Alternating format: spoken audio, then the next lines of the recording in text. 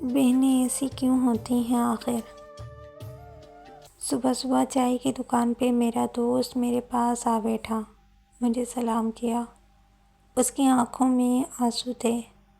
میرا ہاتھ پکڑا، روتے ہوئے بولا، فارس، میں آج خود کو بہت چھوٹا محسوس کر رہا ہوں۔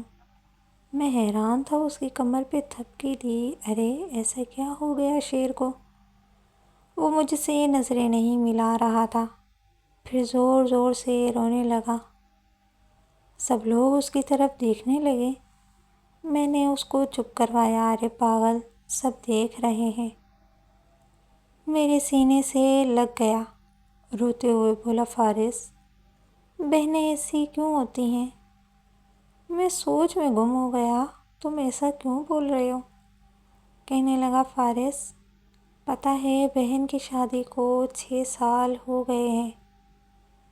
میں کبھی اس کے گھر نہیں گیا، عید شب رات کبھی بھی میں نہیں گیا۔ ابو یا امی جاتے ہیں۔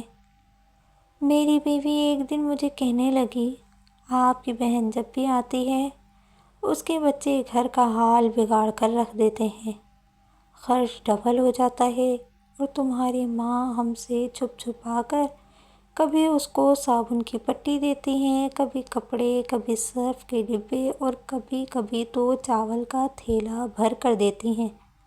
اپنی ماں کو بولو یہ ہمارا گھر ہے، کوئی خیرات سینٹر نہیں۔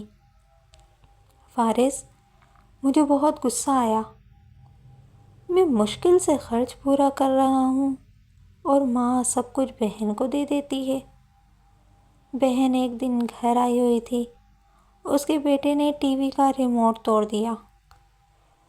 میں ماں سے غصے میں کہہ رہا تھا، ماں، بہن کو بولو یہاں عید پہ آیا کرے، بس۔ اور یہ جو آپ صابن، سرف اور چاول کا تھیلا بھر کر دیتی ہیں نا، اس کو بند کریں سب۔ ماں چپ رہی، لیکن بہن نے ساری باتیں سن لی تھیں۔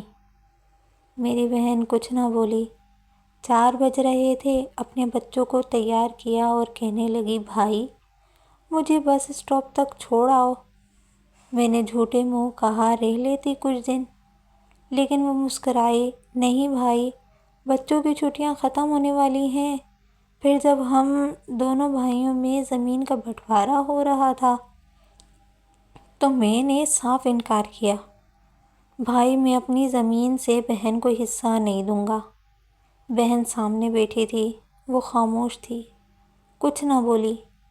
ماں نے کہا، بیٹی کا بھی حق بنتا ہے، لیکن میں نے گالی دے کر کہا، کچھ بھی ہو جائے میں بہن کو حصہ نہیں دوں گا۔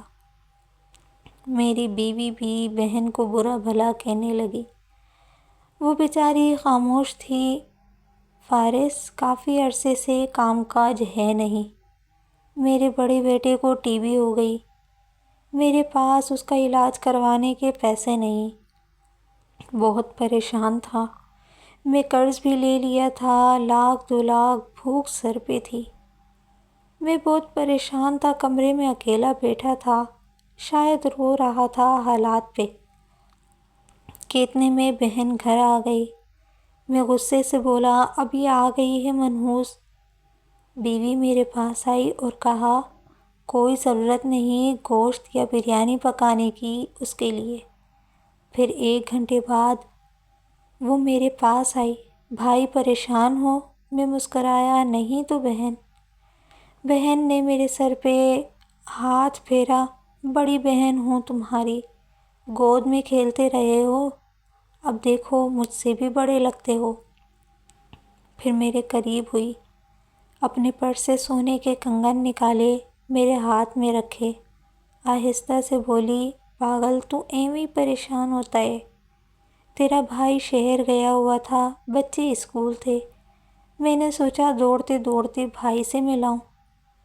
یہ کنگن بیچ کر اپنا خرچہ کر، بیٹے کا علاج کروا، اور جا اٹھ نائی کی دکان پہ جا، داڑھی بڑھا رکھی ہے، شکل تو دیکھ ذرا کیا حالت بنا رکھی ہے تم نے۔ میں خاموش تھا، بہن کی طرف دیکھے جا رہا تھا۔ وہ آہستہ سے بولی، کسی کو نہ بتانا کنگن کے بارے میں، تم کو میری قسم ہے۔